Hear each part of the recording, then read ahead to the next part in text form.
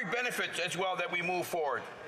Those are some of the programs, Mr. Speaker, that we put together to allow Canadians to pull through this very important pandemic.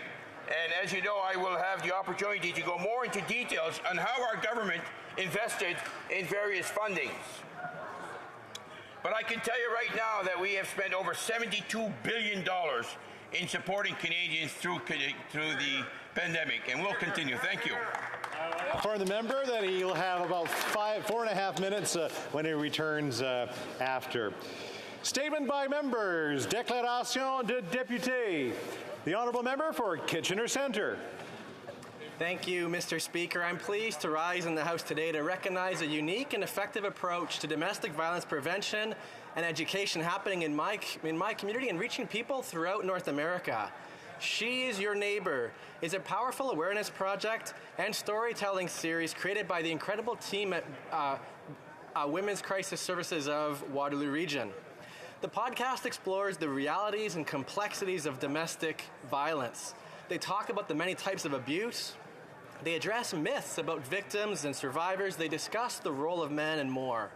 Throughout this series, they emphasize that we all have a role to play in ending domestic violence. Their third season comes out in May and features some amazing guests, including Anna Maria Tremonti. I invite all colleagues in this House, and in fact all Canadians, to listen in for themselves. They can find She Is Your Neighbour wherever they download podcasts or online at sheisyourneighbour.com. Thanks for the chance to share. The honourable member for Scarborough Rouge Park. Mr. Speaker, I rise today to pay tribute to Mrs. Kamalambika Kandasamy, a brave mother of the Tamil nation. Throughout 2008 and until May 2009, Mrs. Kandasamy worked day and night as a pharmacist embedded with the Tamil medical team in Mullawaikal. As makeshift hospitals were targeted and bombed by the Sri Lankan armed forces, she fearlessly helped thousands of survivors. The world ignored her pleas in 2009, but heard her loud and clear as she became a critical witness and voice to the war crimes, crimes against humanity, and genocide of her people.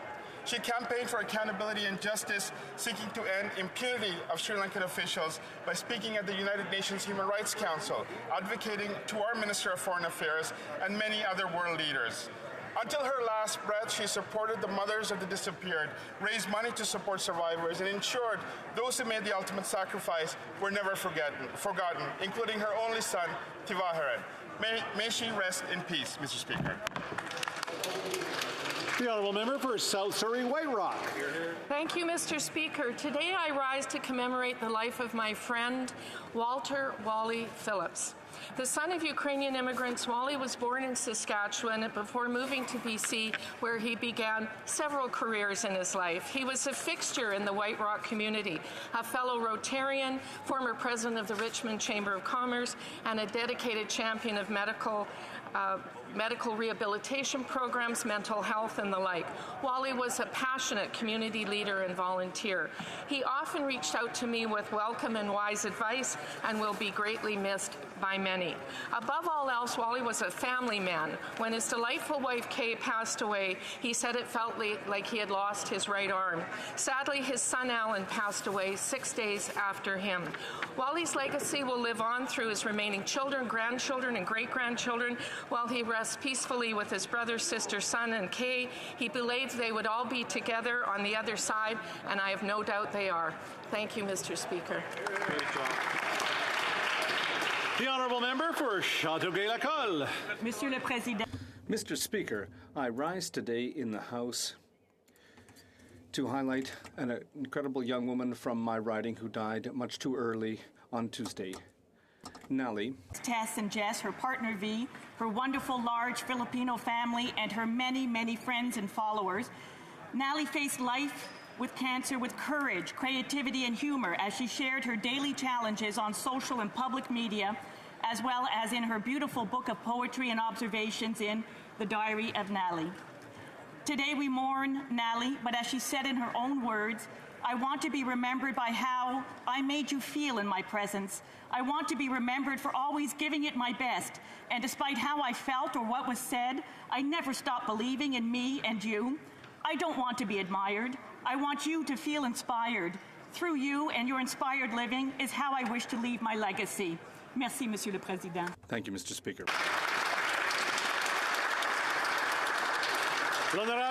The Honourable Member for Manicouagan. Mr. Speaker, it's with emotion, recognition, and conviction that I rise today in this House to mark Lavender Day for Epilepsy. With emotion, because I am the mother of Ulysse, an extraordinary 4-year-old boy who has been grappling with epilepsy since he was just 10 months old. With recognition, because the 100,000 Quebecers who live with epilepsy can count on healthcare professionals, organizations such as Epilepsy Quebec, and people like you and me who support them. And with conviction, because I'm certain that all of the support that we bring, all of the efforts that we make, such as supporting these organizations or symbolic gestures such as wearing lavender, will improve the lives of people who live with epilepsy. On behalf of myself and the Bloc Québécois, thank you for your solidarity on March 26th by wearing lavender for all of the Ulysses of this world.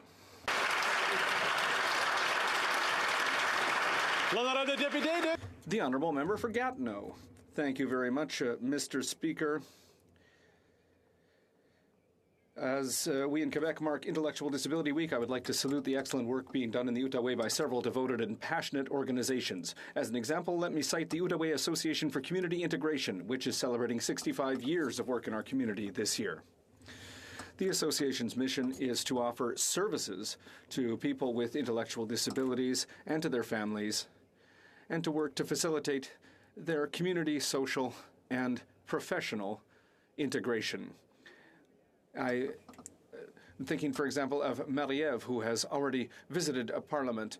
And when I have visited the association, I've seen with my own eyes the impact that this organization has on the lives of the people it serves, thanks to the work of its employees and its volunteers. Thank you to the whole team. Thank you to the families. And thank you, of course, to the volunteers for your incredible work with people with intellectual disabilities. Happy 65th birthday and a long life to the association. Thank you, Mr. Speaker. The Honourable Member for Bruce Grey, Owen Sound. Mr. Speaker, today 30% of the seats in the House of Commons are held by women. March 24th is Agnes MacPhail Day in celebration of her birthday and honoring her as the first woman elected here to this chamber just over 100 years ago. Agnes was first elected to federal politics to represent the riding of Grey Southeast and would later represent the Grey Bruce riding, part of the riding I have the honor of representing. Last night, I had the privilege of listening to the winning speeches of the 76th Annual Grey County Federation of Agriculture Public Speaking Contest. What stood out to me was the overwhelming majority of the student participants were young women. I'm confident in saying many of them will be future leaders in the riding across Canada, especially in the cultural, political, and agricultural fields. I hope all members will join me in recognizing the historic and inspiring contributions Agnes made to Canada and to honor her as a pioneer who inspired and continues to inspire women across this country to take their place in the House of Commons. The Honourable Member for Vimy. Merci, Monsieur le Président. Thank you, Mr. Speaker. Le 25.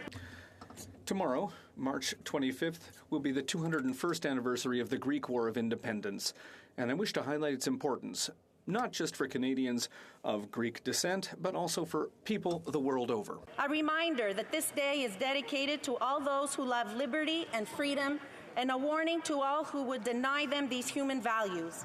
This is a moment for Greeks to celebrate and an invitation for all to follow the spirit of the Greek Revolution in fighting oppression. In light of the threat of Russian aggression in Ukraine, I would like to acknowledge the struggle of countless Ukrainian men, women, and children who have been displaced, killed, or wounded, and the millions fighting for their sovereignty, identity, and freedom. As long as there are heroes ready to sacrifice for justice and liberty, the Greek spirit of freedom and democracy will live on. Slava Ukraini, Zito i 25 Martiu, Zito i Elas, Vive le Canada. The Honourable Member for Winnipeg South Centre. Mr. Speaker, the grade 7 and 8 students at École River Heights School wrote to me asking for support in assisting Ukrainian refugees to find safe harbor in Canada quickly. All 449 students at the school signed the letter, and it was hand-delivered to my office. I visited students at the school to hear more about how they feel about the conflict, the role of economic sanctions, humanitarian aid, and how Canada will help Ukraine rebuild after the war. Their questions and comments reveal a depth of intelligence and thoughtfulness reflective of what I know to be true about young people. They are insightful, passionate, and want to talk about topics that are challenging, complex, and even unsettling. I left the students with this message: get engaged, take your ambitions, your aspirations as citizens, as members of family and community, and put it to work for our nation. You are our future, and our future is bright. Thank you. The honourable member for Calgary-Midnapore. Mr. Speaker, earlier today I tabled legislation which would mandate operational collision avoidance systems for gliding clubs in Canada. C259 is the result of a commitment I made to Martina and Bradley Lineweber of Calgary, who lost their son Adam in a 2019 crash. The tow plane's anti-collision system, which significantly reduces the risk of mid-air collisions, was not working at the time, and there is actually no requirement that they be used in Canada. Members should be aware that there have been 30 confirmed incidents or near misses involving gliders since 2010, 9 involving commercial aircraft. The Linewebers have been trying to change that, and I hope this House will support them. This is not a partisan issue, Mr. Speaker. It is an issue of safety for all Canadians, and we must take the necessary steps to ensure another life is not lost. The honourable member for West Vancouver, Sunshine Coast, Sea to Sky Country. Mr. Speaker, this January my community lost 2 local icons when a tree tragically fell to their West Vancouver home in a windstorm. Mike Sharp and Carolyn Helbig contributed immeasurably to the fabric of the community of West Vancouver and Horseshoe Bay. Carolyn's deep connection to nature led her to be one of the founding members of the Coalition to Save Eagle Ridge Bluffs. Her husband Mike, known as Sharpie to his friends, coached and was president of West Vancouver Minor Hockey and was an integral part of the local pickup hockey scene. Together they helped raise over $300,000 for the Feed the Need program in West Vancouver to provide food for vulnerable seniors at the onset of the pandemic. The community has come together to set up 2 memorial scholarships in their honor, one in environmental stewardship and the other to help kids who want to play hockey, which has raised over $30,000 in just a few short weeks. While the loss of these 2 incredible people will be acutely felt, their legacy will live on and continue to reverberate around the community that they love so much. Thank you, Mr. Speaker. The honourable member for Saskatoon University. Thank you, Mr. Speaker. It is time that we get serious about green energy in Canada. That means getting serious about nuclear energy. The IPCC has called on an increase of nuclear energy as much as 500% for the environment. Nuclear provided 90% of the power which was needed to phase out coal in Ontario. Not wind, not solar, but nuclear did it, Mr. Speaker. This represented North America's largest greenhouse gas reduction. If not for nuclear, it would not have happened. Nuclear energy is not a sin stock. It is our only hope. It is incredibly disappointing that the government's green bond framework treats it like a sin stock, insulting the men and women who work hard every day to create zero carbon electricity and life-saving medical isotopes. The unscientific, anti-nuclear bias of the Canadian Green Bond Framework must change today. Here, here. The honourable member for Desnethe, Nisnipi, Churchill River. Mr. Speaker, today is World Tuberculosis Day. More than 4,000 people die every day from TB. Today we stand in solidarity with people who suffer from TB and the millions who have lost their lives. Before COVID-19, TB was the deadliest infectious disease, claiming the lives of 1.4 million people every year, despite being both preventable and curable. Over the past several months, the communities of Black Lake, Fond du Lac, and Pelican Narrows in my riding have announced TB outbreaks. Dozens of outbreaks, over 100 cases, many of them children.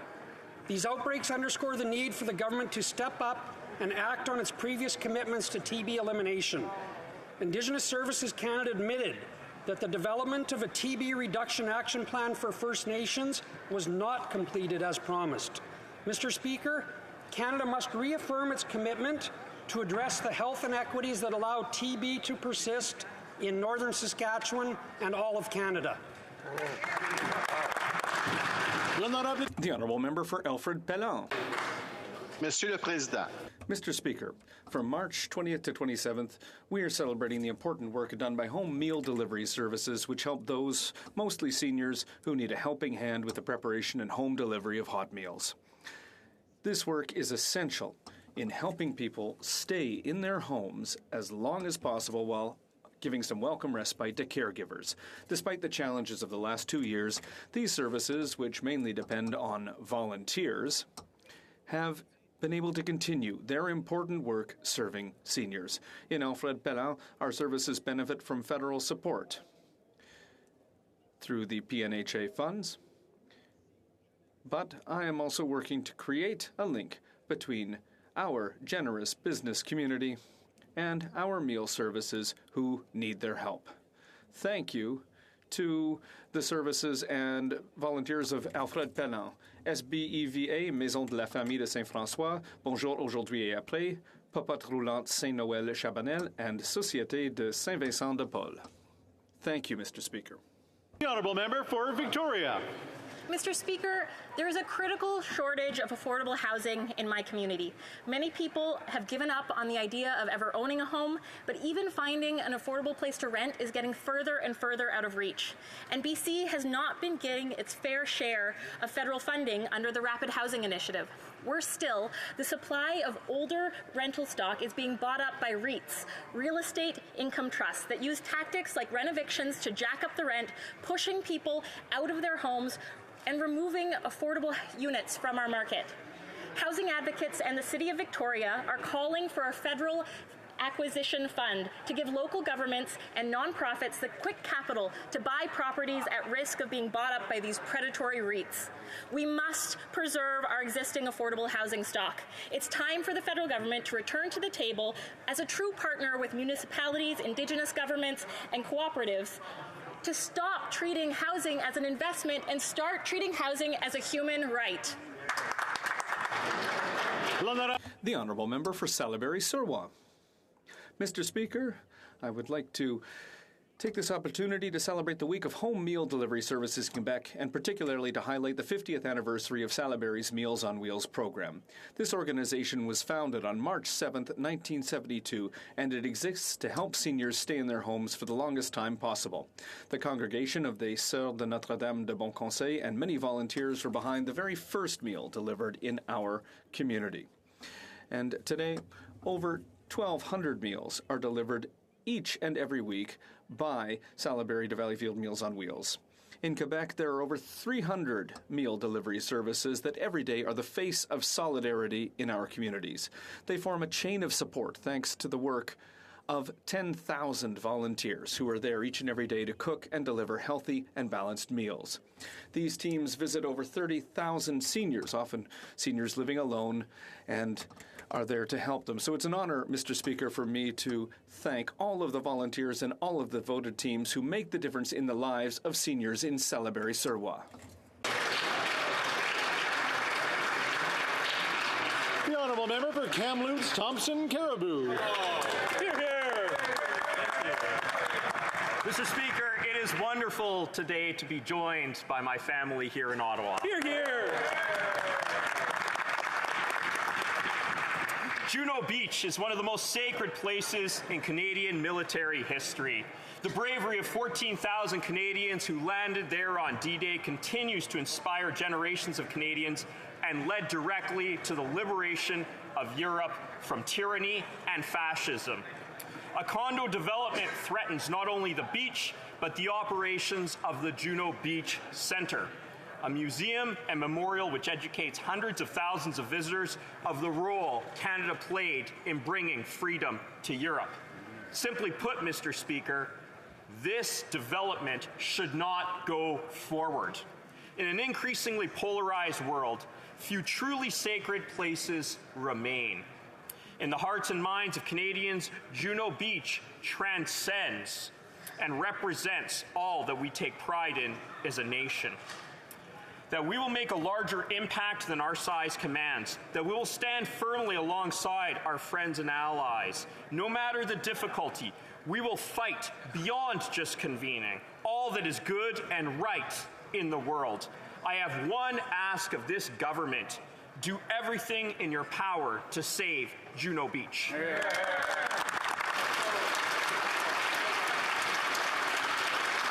The honourable member for Whitby. Mr. Speaker, all across Canada and especially in my riding of Whitby, small businesses are the backbone of our economy.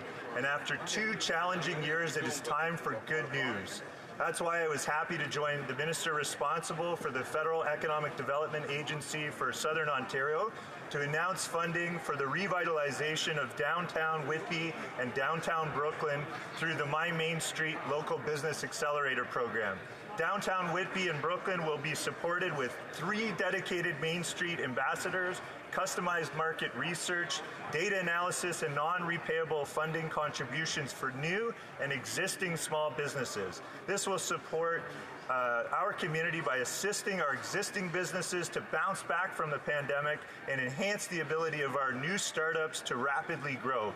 Mr. Speaker, the entrepreneurial spirit in Whitby is strong, and I look forward to seeing our unique, resilient, and diverse small business community thrive all along our main streets. Thank you, Mr. Speaker. Oral questions, question orale. The honourable member for Leeds, Grenville, Thousand Islands, and Rideau Lakes. Speaker, according to the Minister of Health, there are many different factors to consider before lifting mandates. And he said, quote, "It's quite complicated," end quote. Well, health officers across Canada have worked through these complications and have ended their mandates. So, if it is not complicated for the provinces, why is it complicated for this minister? The Honourable Minister of Health. Thank you, Mr. Speaker. And I know this might sound a bit complicated, so let me get that very simple. 8,000 and 25,000. 8,000 is a number of people who today will have received either their first or their second dose. 25,000 is a number of people who today will be receiving their booster dose. Mr. Speaker, we're very grateful to them, not only for protecting their health, but for protecting the health of those they love. Absolutely. The honourable member for Leeds, Grenville, Thousand Islands, and Rideau Lakes. Well, on Monday, Speaker, I asked the health minister what the national vaccination target would need to be for Canada to achieve before they lifted the mandates. His response that our booster uptake was too low. Well, next week it will be that case counts could be off, or the following week that wastewater surveillance numbers were askew, and the goalposts will keep on moving. What numbers do Canadians have to hit before the minister agrees to lift the mandates? The Honourable Minister of Health. Thank you, Mr. Speaker, and let me again thank not only my colleague, who I enjoy the company and the work of, but also all Canadians. And let me say that vaccination mandates that opposition Conservative MPs opposed during the campaign have saved not hundreds of lives, but thousands of lives. Estimates are that about 1,600 people in the last few months have had their lives saved for only that purpose, which is vaccination mandates. Absolutely. Obviously, had we not had vaccination in the last year in Canada, we would currently not be meeting in this room. We would be locked down. We would be closing schools. We would be closing shops and stores and factories. The honourable member for Leeds, Grenville, Thousand Islands, and Rideau Lakes. Well, Speaker, the vaccine mandates that they imposed at the time have served their purpose according to the top experts in every province across this country. 10 out of 10 chief medical officers of health have said it's time to end the mandates and lift the mask mandates. So what are the metrics that this federal health minister is going to follow so that he will then catch up to all of the provinces and our allies who have accepted the science and ended the mandates? The Honourable Minister of Health. And I'm grateful to the member for his work and for admitting, and I think he knew that already many weeks ago, that vaccination mandates did work. Not only did they save lives, I spoke about the 1,600 Canadians who are currently alive because of those vaccination mandates, having been not infected and sent to a hospital and then dying because of vaccination, but also large numbers of dollars, Mr. Speaker. $4 billion is the estimate that we saved collectively, household income, small businesses' income, because of vaccination mandates. The Honourable Member for Bellechasse, Les Etchemins, Lévis. Thank you, Mr. Speaker. The provinces and our international allies have eliminated a number of their health measures, but this NDP Liberal government is quicker to reach secret agreements than to lift mandates on domestic flights. Doesn't it know that Canadians have had enough? When will this NDP Liberal Prime Minister look at what is happening in other G7 countries and lift mandates federally, Mr. Speaker? The Honourable Health Minister. Thank you, Mr. Speaker. And I'm trying to be as nonpartisan as possible, but the member was not there before the last election, and perhaps she doesn't realize that about a year and a month ago, her party said that the Canadians were going to be the last people vaccinated in the world, that we wouldn't be vaccinated before 2030. But Canadians were vaccinated in large numbers before many other countries. So that's a gift that we've received from science. It's a gift that we should all be very grateful for, and we should benefit from it. The Honourable Member for Bellechasse, Les Etchemins, Lévis. Mr. Speaker, I'm here, and I know what's happening. The NDP Liberal government hasn't been following science for a long time. They've used the pandemic to make political gains, but Canadians aren't fooled. They realize what's happening. Even their colleague from Louis Hébert has denounced the government. Will the Minister of Health finally end these political games and lift the mandates today? The Honourable Minister of Health. Thank you, Mr. Speaker. This is not a political question. It's a question of responsibility. When we form government, we have to be responsible, not only as a government, but everyone here in this House. And I think that there are members of the Conservative Party. Well, they seem to have declared that COVID is over. They don't need masks anymore. But COVID is still with us. And we see that there will many people that are going to be affected. So we need to be careful, Mr. Speaker. The Honourable Member for La Prairie. Mr. Speaker, 3 weeks ago, the Liberals and the NDP voted for a block motion that said that the Quebec nation should not lose its political representation in terms of numbers of members in Ottawa. But today they tabled Bill C-14, which, yes, confirms that we won't lose any seats, but they've added so many elsewhere that we lose our political clout anyway. So it's just another way to undermine us, Mr. Speaker. That's what's happening. Why does the government want to reduce Quebec's political representation? The Honourable Minister of Canadian Heritage. Mr. Speaker, what we did this morning is that we tabled a bill that is realistic, and it actually protects the seats in Quebec, Mr. Speaker. So instead of going to 77, they're staying at 78. So unlike the Bloc Québécois, who wants to reopen the Constitution because so they want to open the Constitution, whereas we want to solve the problem today right away in the most practical way possible for Quebec. The Honourable Member for La Prairie. Mr. Speaker, it's clear that this government doesn't know how to count. What counts for Quebec is not the number of seats, but the relative political representation. So even if we keep 78 seats, but if there are 343, then 350, then 400, it doesn't work. And you don't need a doctorate to figure that out, Mr. Speaker.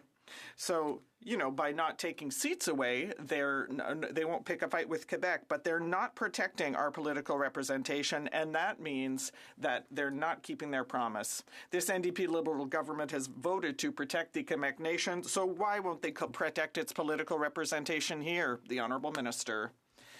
Mr. Speaker, There are 35 Liberal members here from Quebec. They're proud of being Quebecers. They're here to defend Quebec. And today we have tabled a bill that guarantees that the 78 seats of Quebec will be maintained, whereas the Bloc Québécois, all it wants to do is reopen constitutional squabbles. And that's just good for the industry of drama. So we are the ones protecting the Bloc Québécois. The Honourable Member of Burnaby South. Marks 30 days of the war in Ukraine, and President Zelensky has asked the world to reflect on what that means. When he spoke here in the House of Commons, he asked us to imagine what the war means and what it would mean to Canadians, and he asked for help. And one of the most important ways that we can help and are helping is by welcoming people from Ukraine. But recent reports are showing that people who come here from Ukraine aren't getting the help that they need. So what is the government going to do to ensure that Ukrainians fleeing a humanitarian crisis get refuge in Canada and the support and help that they need?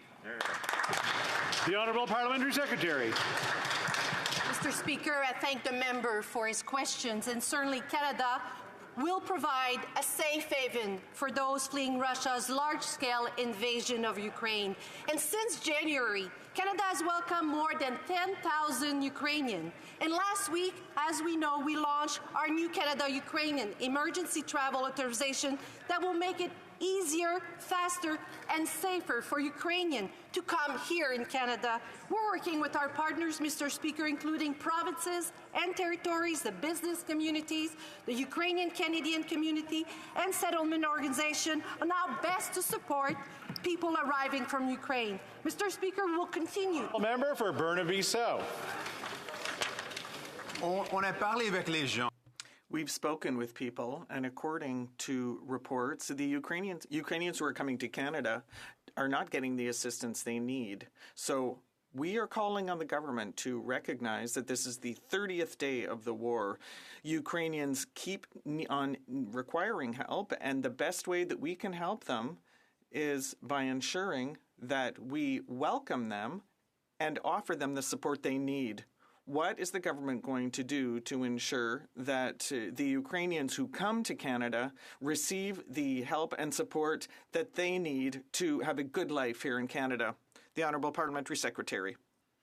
Mr. Speaker, I'd like to thank my colleague for his question. And we totally agree with him. We have to help them, and that is why we launched last week the new Canada-Ukraine Emergency Travel Authorization, which will allow Ukrainians to come to Canada. We're working with our partners, including the provinces and territories, the business community, communities, Canada-Ukraine community centers, because that's the best way to help people who are coming from Ukraine. We continue to monitor the volume of people coming from Ukraine, and we'll take the measures necessary. Merlin Colchester.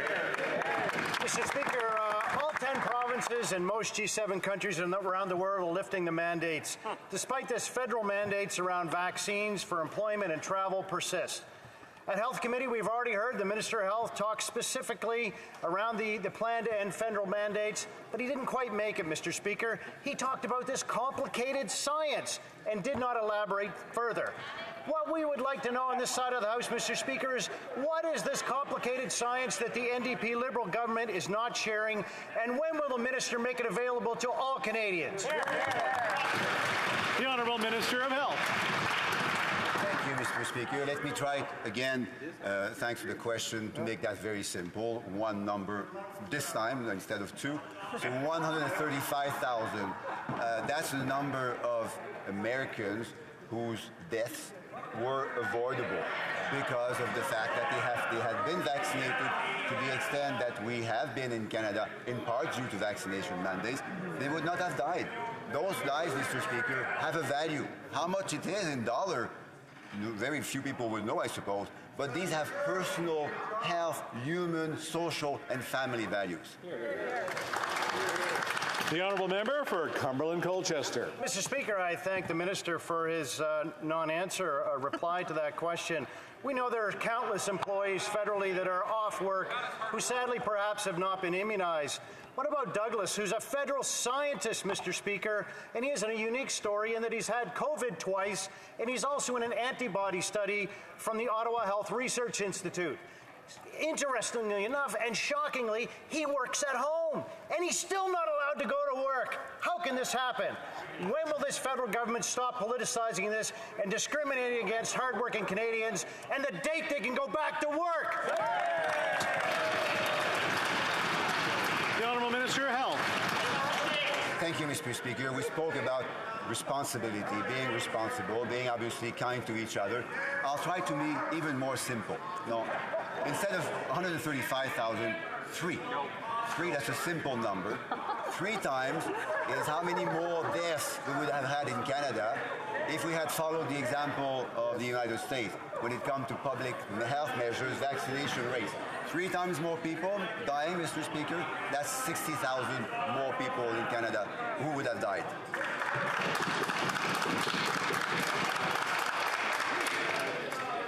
The honourable member for Thornhill. Mr. Speaker, many Canadians can't travel. They can't leave this country. Many have been terminated, and they have been othered by this government for long enough. The government's top doctor stated that vaccine mandates aren't effective anymore, yet the health minister won't discuss any timelines, benchmarks, or plans for ending them. He's not taking the hints from provinces. He's not taking cues from our international allies. He's not listening to his own experts. So on what day, in what year, will the health minister end the federal mandates that nobody is telling him to keep? The Honourable Minister of Health. Thank you, Mr. Speaker. We would all like to be able to declare the date on which COVID-19 will disappear.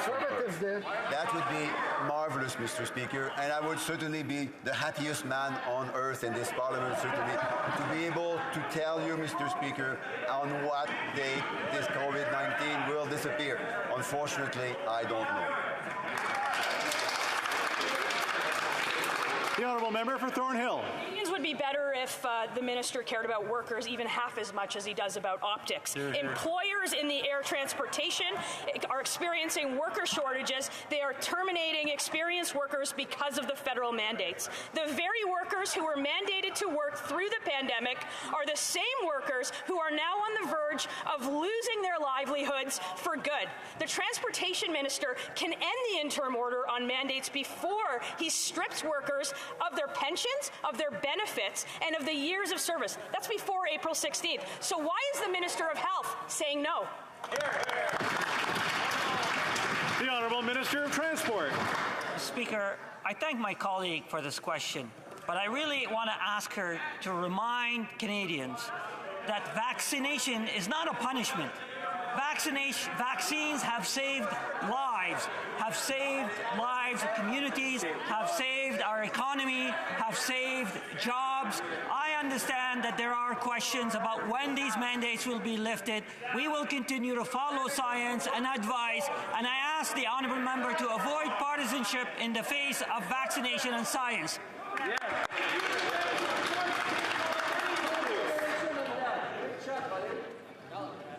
The honourable member for Edmonton-Wetaskiwin.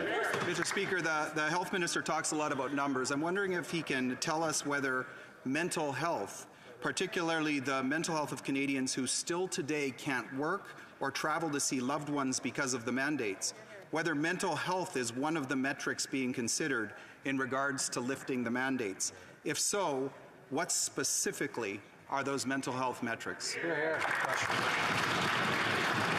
The Honourable Minister of Health. Thank you, Mr. Speaker. I'm very pleased and a bit touched by this question. It's true that mental health of Canadians has been deeply affected by the last 2 years. We estimate that about one Canadian out of 2 has seen his or her mental health deteriorated over the last few months. For healthcare workers, it's about 3/4. Now, healthcare workers have been at the front line of this crisis. I'll let the minister restart.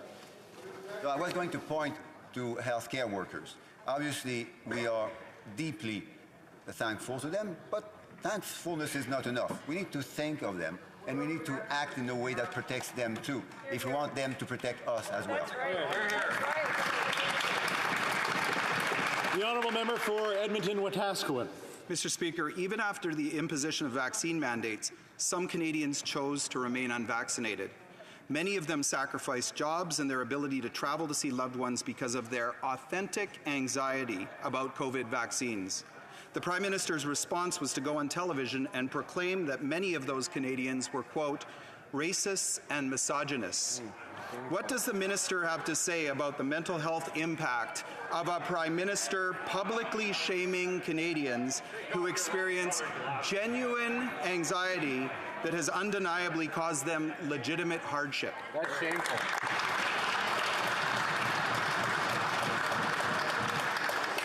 The Honourable Minister of Health. Thank you, Mr. Speaker. And hardship is the right word.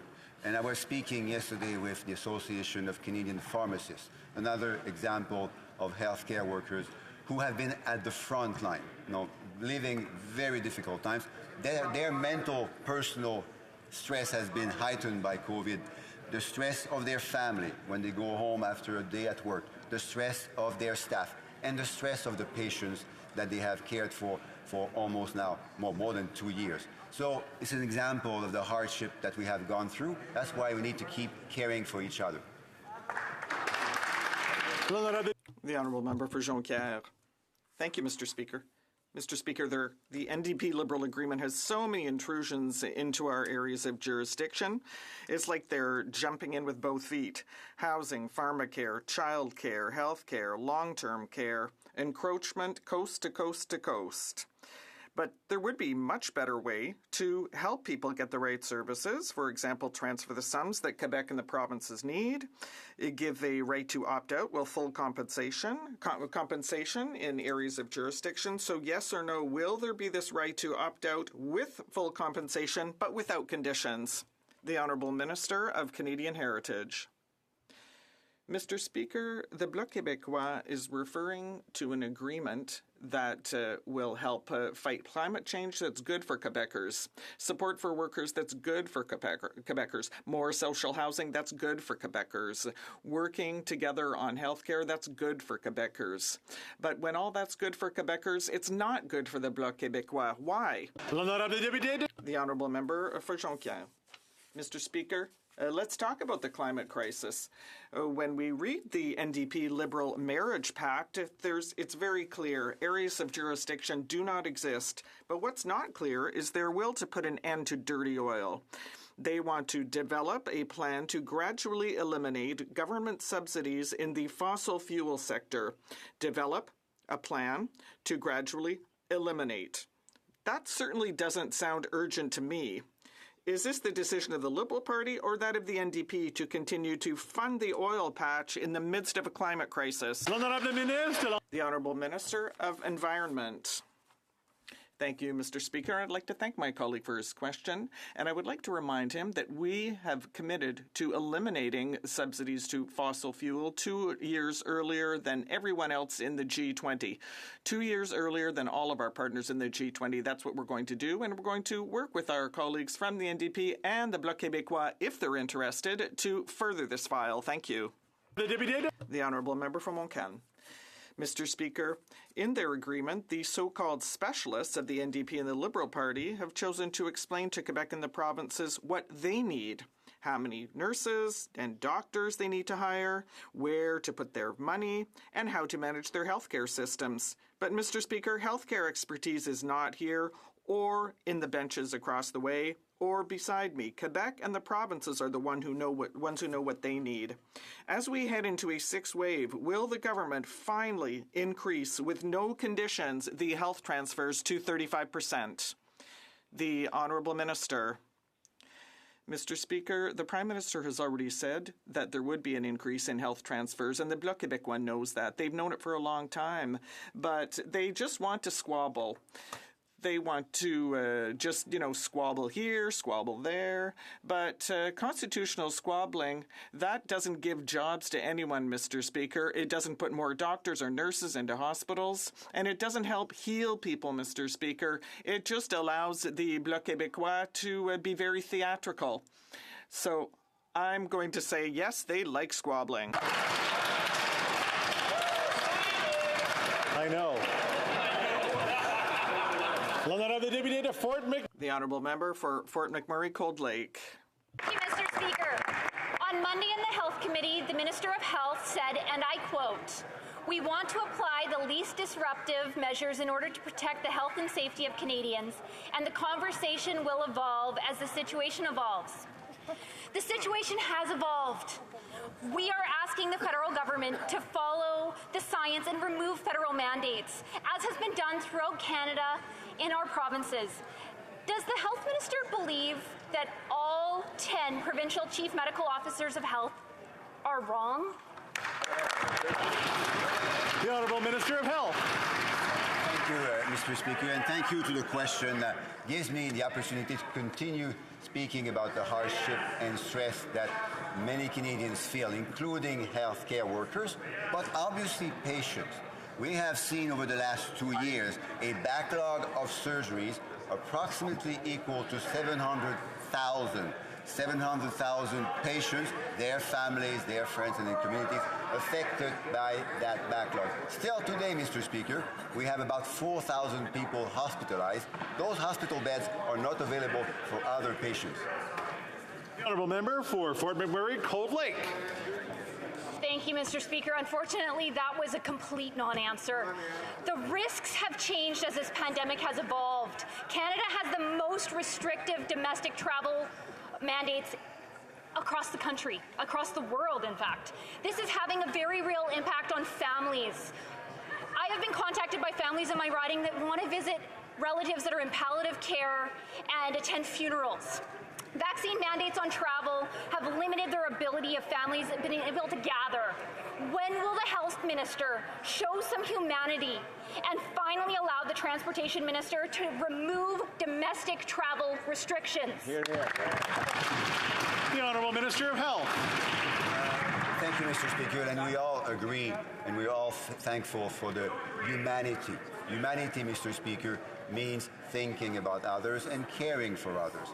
I'll just mention the fact that on average in the last week, we've had about 50 to 60 additional deaths. Now, these are not numbers. Those are people whose families obviously are very much impacted. Now, 4,000 people being hospitalized, that's a large number of people, Mr. Speaker. Humanity demands that we look after them while we repair and prepare the healthcare system for the future challenges that we'll be seeing. The Honourable Member for Cypress Hills Grasslands. Well, according to the Health Minister, there's no end in sight for the federal COVID mandates. The Liberals have destroyed lives and careers. Many have lost mortgages. Others have had to leave the country altogether. But a Canadian is a Canadian, regardless of a medical condition or choice. Workers and families deserve respect, not abuse. They deserve basic accommodation and accessibility. When will the Health Minister drop the federal mandate so the mass firings in April won't happen? The Honourable Minister of Health. Mr. Speaker, the Conservatives have to choose between vaccination, which is not punishment, but protection, and lockdown. We can't have no vaccination and no lockdowns. Now, the fact that they don't seem to believe in March 2022 in vaccination is something very serious, Mr. Speaker, because if we didn't have vaccination, if we didn't keep insisting on vaccination, we would be closing schools, shops, stores, factories. We'd be overloading hospitals with patients. We would be, Mr. Speaker, not meeting in this room today.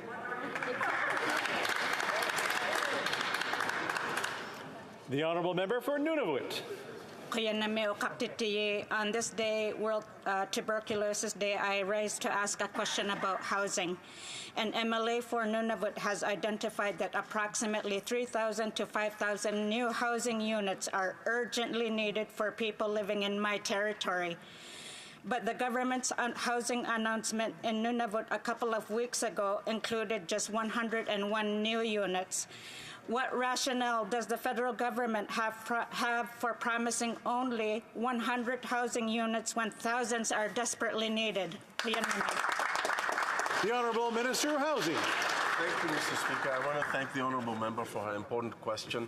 The program that the Honourable Member referred to is just one of many programs in the National Housing Strategy and federal investments in Nunavut housing, including the Canada Housing Benefit, the agreement between Canada and Nunavut for the bilateral housing agreement, and over $400 million in distinctions-based funding for Inuit-led housing in Inuit Nunangat. By working together with territorial and Indigenous partners, we will address the housing needs of Nunavut Mute.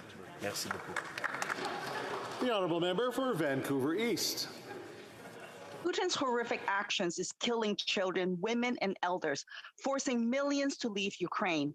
Even with the special immigration measures, people are still having a hard time getting to safety. People with older identity documents are stuck in the system, further delaying their ability to get an emergency travel visa. Biometric centers are being overwhelmed, and in some centers, the wait is a month or longer. This wait is putting lives in danger. The most efficient way to get people out of harm's way remains visa-free travel. When will the Liberals lift visa requirements for Ukrainians? The Honourable Parliamentary Secretary to the Minister of Immigration. Thank you, Mr. Speaker. And as I mentioned, Canada will welcome Ukrainians fleeing Putin's war. And we've announced this new program that will cut through those red tape and expedite the arrival of Ukrainians to safe harbor for up to 3 years. This is the fastest, safest, and the most efficient way for Ukrainians to come to Canada. It eliminates most of the travel requirement and for all Ukrainian nationals, with the exception of the background of security.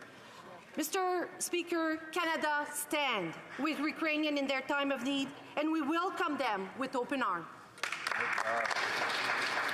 The Honourable Member for Don Valley North. Thank you, Speaker. Last year, Canada saw record levels of international trade, and our government continues to open new opportunities for Canadian business to export and to expand. The United Kingdom is one of our closest friends and largest trading partners. I know the Minister for International Trade has been working hard in strengthening our trade ties with UK. Can the Minister update us on her recent activities in diversifying our trade relations with the United Kingdom? Thank you. The Honourable Minister of International Trade. Mr. Speaker, I want to thank my honourable colleague from Don Valley North for that important question. I was very pleased to welcome the Honourable Secretary of Trade, Trevelyan, for her first official visit to Canada this week, celebrating the long-standing relationship between Canada and the United Kingdom.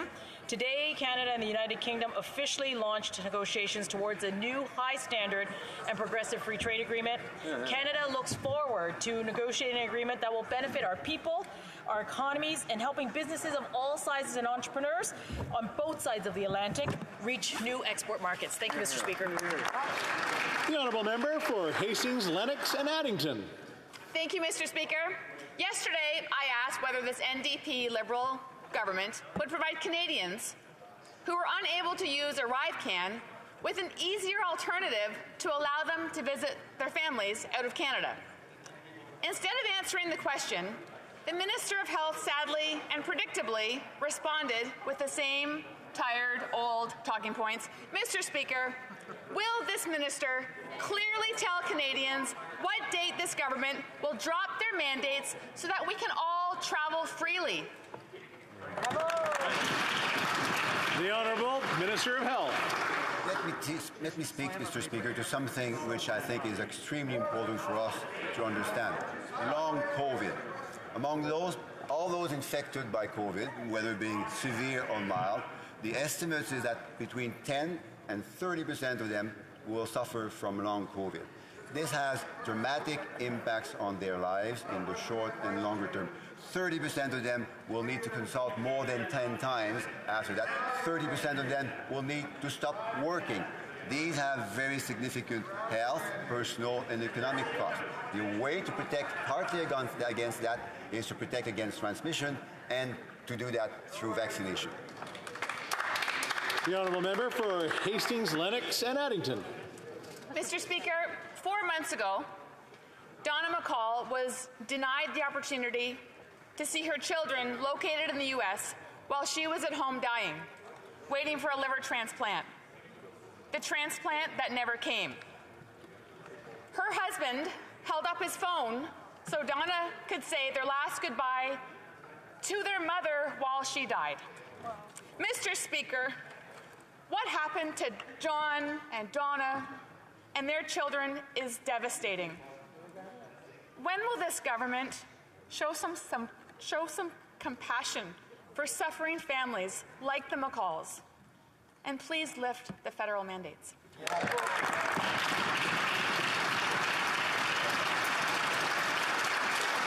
The Honourable Minister of Health. Thank you, Mr. Speaker. Compassion is the key word, Mr. Speaker. We need to have each other's back. We need to protect each other's health. That's best done by following public health measures, as most of us do today, but not all of us. It's also done by being vaccinated. That protects our health and those that we love. Mr. Speaker, that also protects against long COVID. By the way, long COVID affects all organs, all vital organs with 100 symptoms. The brain, the heart, the lungs, the liver. This is serious, Mr. Speaker, and demands responsibility on the part of the government.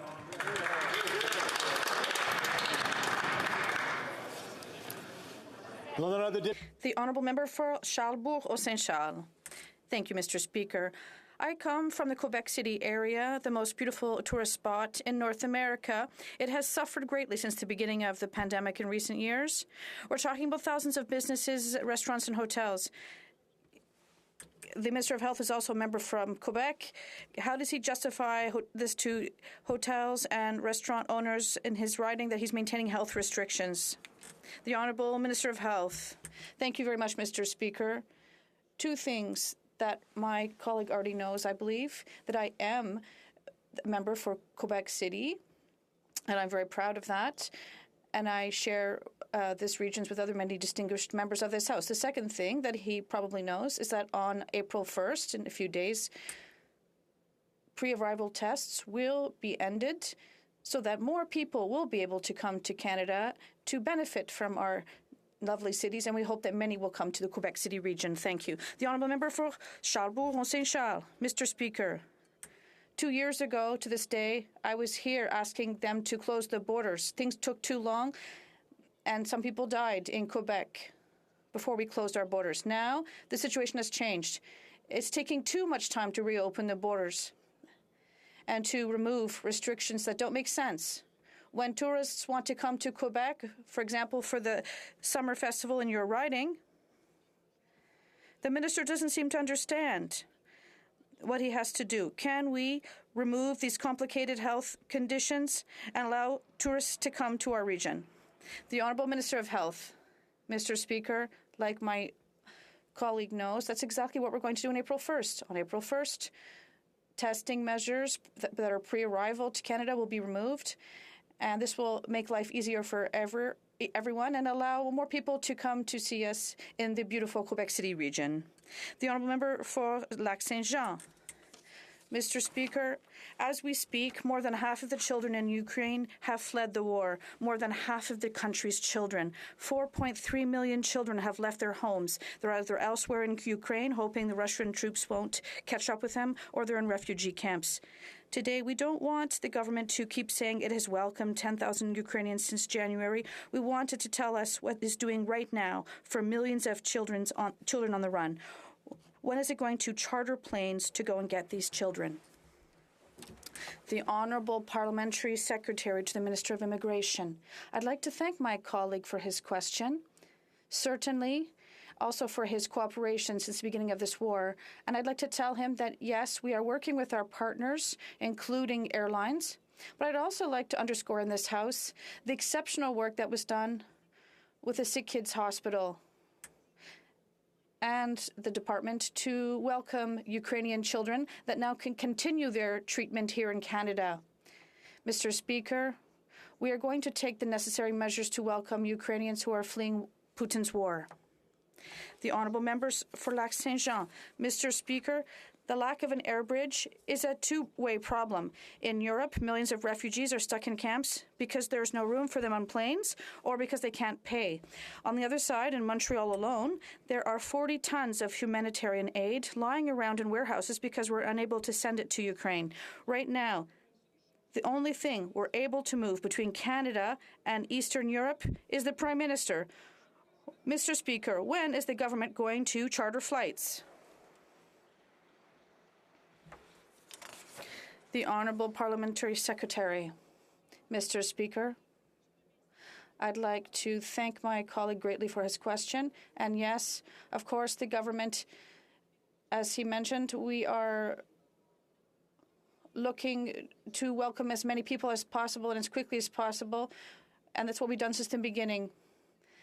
10 million Ukrainians have arrived here, and we're going to continue to work with our partners. But I'd like to stress in this House that the province of Quebec, well, it has not only volunteered to help these people, but it has helped us in terms of providing asylum and with health care and child care costs. Thank you. For Kamloops, Thompson Caribou. Mr. Speaker, the Health Minister has been asked about 15 questions today, and he hasn't answered a single one. So I hope he can answer this one. To a young woman named Nancy from my riding. Nancy is an Indigenous single mother. She works for the federal government 100% from home. She is vaccine hesitant for personal reasons. Like members of our armed forces, she's now being told that she cannot go to work and is essentially being fired for her beliefs. Nancy and others are running out of options. Will this minister show some compassion and end the mandate for people like Nancy so they can work from home? Good job.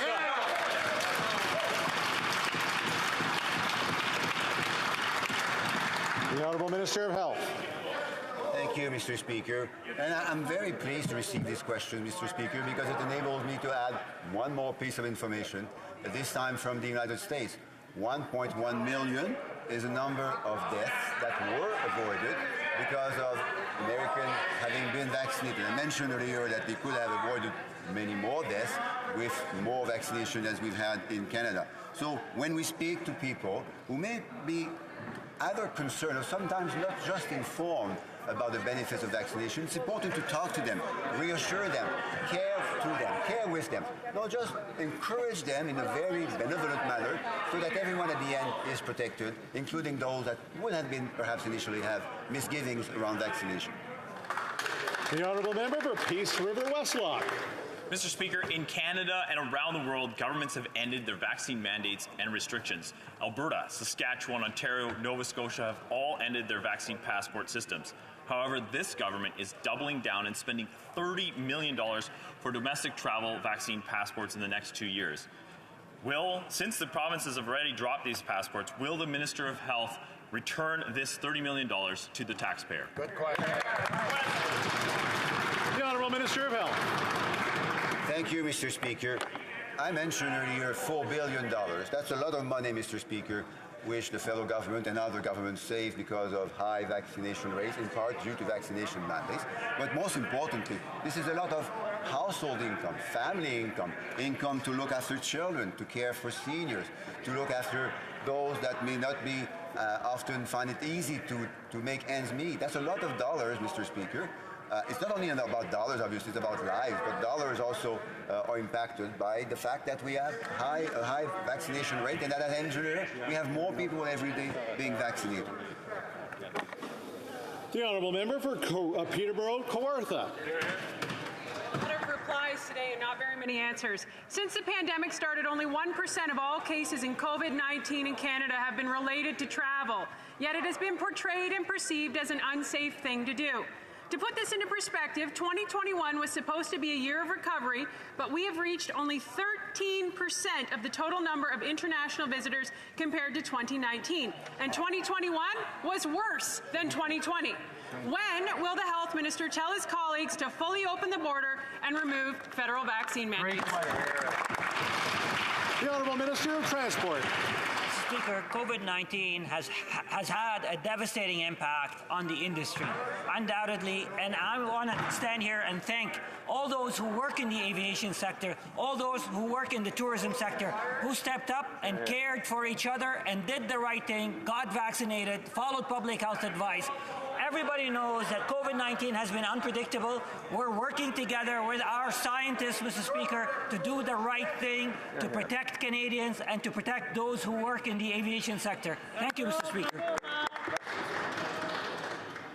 The Honourable Member for Bourassa. Mr. Speaker, domestic violence, we've had enough of it. It concerns everyone because it breaks families and creates serious damage to our society. I salute the work done by community organizations in the region to help women and children who are fleeing this violence that are caused by abusive spouses. I announced a $4.5 million grant to the Nouvelle Étape organization for new spots. Can the Minister of Housing, Diversity and Inclusion tell us about the benefits of this investment? The Honourable Minister. I'd like to thank my colleague for his question. Since the beginning of the pandemic, we have seen the most vulnerable people in our communities fall into greater need of housing, and we knew we had to act quickly. In the Honourable Member's writing, our government is creating 9 new affordable housing units for women and children fleeing violence. We will continue to work until every Canadian has a safe and affordable home. The Honourable Member for Mégantic-l'Érable. Mr. Speaker, there has been many questions that I've asked the Minister of Health since the beginning, but I'm going to change things a bit today. I'd like the Minister of Health to look me in the eyes right now and tell me that the federal mandate is what has saved so many people in Canada since the beginning of the pandemic, and not vaccine passports from different provinces that are responsible for this, and that provinces that have these passports have data that show that we can remove them. When will the government remove federal mandates, and when will the minister listen to science Canada-wide, not just in his party? The Honourable Minister of Health. Thank you very much, Mr. Speaker. I'm very pleased to be able to hear my colleague talk about science, and he's interested in the studies that I'm talking about. And we're very happy to present figures and data that can be used and confidence intervals. But now, the 1,600 deaths that were avoided, Mr. Speaker, it's a combination of different vaccine passports. But our federal mandate did play a role. The Conservatives were against such a policy, and it would have created hundreds, if not thousands, of additional deaths. The Honourable Member for Mégantic-l'Érable. Mr. Speaker, the Conservatives were the first to push in this House for this government to buy vaccines and to provide them for all Canadians. We were the first, while they were slow to take action. I have no lessons to learn from the Minister of Health right now. All he's told us today is that 1,600, 300, 500, 4 billion, many, many figures. But he didn't answer my question at least once. When he announced the end of health measures federally. That's what the question is. It's simple. We just want an answer.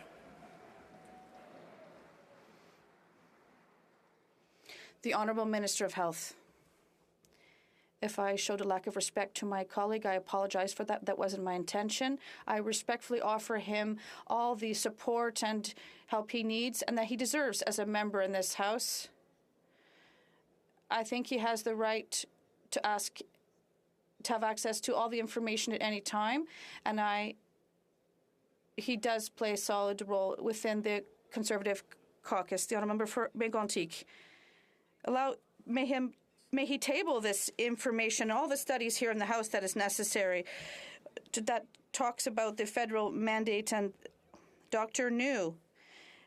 And the National Vaccine Committee said that these mandates were no longer necessary and that we have to focus on voluntary vaccination. These are figures, but the Minister of Health keeps on telling us that there are studies that show that this was justified by science. But we want an answer. When will he end the vaccine obligations? The Honourable Minister of Health. Thank you. There are two questions, one that I can't answer and one that I will answer. When COVID-19 will end, unfortunately, I can't answer that, but in terms of having access to additional information, I will try to be as clear as possible, but I'd be very happy to provide them this information in the most appropriate manner possible. The Honourable Member for Dalval-Lachine-LaSalle. Speaker, Yemen is undergoing the world's worst humanitarian crisis, and its people deserve decisive action, especially women and girls who are disproportionately affected. Canadians are deeply concerned by the raging conflict and the deteriorating food security situation. What is the Minister of International Development doing to help the people of Yemen? Thank you. Honourable Minister of International Development. Speaker, I want to thank the member from Dalval-Lachine-LaSalle for this question and for her hard work as well. The conflict in Yemen continues to impact almost 20 million people who need help, especially women and children. This is why last week I announced an additional $62.5 million in funding to help with urgent humanitarian needs. By providing food assistance, clean water and sanitation, protection and health care, this aid will help the Yemeni people whose lives have an impact applied as well. Thank you. The Honourable Member for Courtenay Alberni. Speaker, in December, the government announced the reallocation of crab fishing licenses in my riding in an effort to reconcile the loss of constitutionally protected Indigenous fishing rights. Well, it's absolutely essential to correct historical wrongs in the allocation and management of this fishery. The government has failed to properly consult the impacted fishers or First Nations. As a result, many fishers will lose the income their families need. Will the government do the right thing and fully compensate these crab fishers, Mr. Speaker? The Honourable Minister of Fisheries. Mr. Speaker, I want to thank the member for pointing out the importance of including Indigenous communities who have a right to fish in the fisheries. And we are having those discussions with the crab harvesters who had those licenses. This takes some time, but we are doing that, Mr. Speaker, and those discussions haven't concluded yet, but we will respect both the prior fish harvesters and the Indigenous rights to fish. The Honourable Member for Saanich Gulf Islands. Thank you, Mr. Speaker. Despite misguided calls for Canada to build pipelines to join a global effort to shut off Russian oil, the international experts at the International Energy Agency have not recommended that. In fact, they've been very clear that it's not boosting production the world's nations need to do, it's cutting consumption. The International Energy Agency has published a 10-point plan. And, Mr. Speaker, I'm having difficulty finishing my question. Order. Just a little decorum. We're on the last question. The Honourable Member for Saanich Gulf Islands. Thank you, Mr. Speaker. I won't start over. I'll summarize that there have been calls that are misguided and not based on evidence to increase production or take another decade to build more pipelines in Canada. The experts at the International Energy Agency have published a 10-point plan that they want industrialized countries to pursue, and that will cut consumption by 2.7 million barrels of oil a day. The International Energy Agency 10-point plan calls for such things as cutting speed limits by 10 kilometers an hour in industrialized countries, to cut down traffic in our city centres and boost public transit. Will Canada join the IEA 10-point plan? The Honourable Parliamentary Secretary. Thank you, Mr. Speaker. And in fact, the 10-point plan is under discussion right now with the Minister of Natural Resources in Paris. In the face of the emerging global energy crisis created by Russia's invasion of Ukraine, the 10-point plan to cut oil use proposes action that can be used to reduce demand with immediate impact. and is discussed in the plan, the IEA and its members are committed to reducing emissions and create a more sustainable path for the longer term. From using public transit, biking, or working from home, those are all actions that we can take as per the IEA to reduce our carbon footprint and collectively reduce our emissions. We are working in partnership here at home and abroad to reduce emissions and increase the use of renewable energies. Thank you, Mr. Speaker. And that's all the time for question period today. I see a point of order from the member for Mégantic-L'Érable. Thank you, Mr. Speaker. Mr. Speaker, following an exchange that took place during question period with the health minister, who has committed to table documents here in this House, I would ask, please, that he table all documents related to all of the numbers that he mentioned: 8,000, 7,000, 25,000, 135,000, 400,000, and also the 10 to 35% of cases of long COVID that were mentioned. I would also invite the Minister of Health to table the documents to justify the federal vaccine mandate. Thank you, Mr. Speaker. I think that is debate, but at the same time, it's always good to see numbers. Point of order. The honourable member for Courtenay-Alberni. Thank you, Mr. Speaker. Mr. Speaker, my observation just now is my good friend and colleague from Saanich Gulf Islands just tried to get through a question in this House.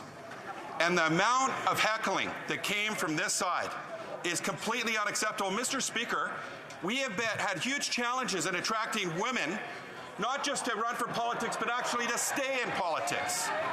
And Mr. Speaker, I'll say this. I want to remind men here in this House the important role they play when it comes to their conduct in ending violence against women and the attack on women in this place, because that is unacceptable, what I heard from what just happened now. I thank the member for his intervention. The Honourable Opposition House Leader. Thank you, Mr. Speaker. And before I get to the Thursday question, I would just like to wish my youngest son, Leanne and our youngest son, 18th birthday today. So I want to wish him a happy birthday. Happy birthday, Mitch. Well, I did, Mitch. As you know, Mr. Speaker, it's been a heck of a week around here, so I'd like to ask the usual Thursday question of the new NDP Liberal Government House Leader, what the business of the House will be over the next week. The Honourable Government House Leader. Well, thank you very much, Mr. Speaker, and let me say to the Opposition House Leader, a very happy birthday to Mitch. I hope he has the time to celebrate with his family over the weekend. Mr. Speaker, tomorrow we'll call Bill C-8, the Economic and Fiscal Update, for the third day of debate report stage, and we'll continue on Monday if that is necessary. Tuesday, we'll resume debate at second reading of Bill C-11 online streaming. Wednesday, we will continue with debate on C-5, which is mandatory minimum legislation. That will be at second reading. I would also inform the House, Mr. Speaker, that Thursday, March 31st will be an allotted day, and that for next Friday, a week tomorrow, it's our intention to begin consideration of second reading of Bill C-13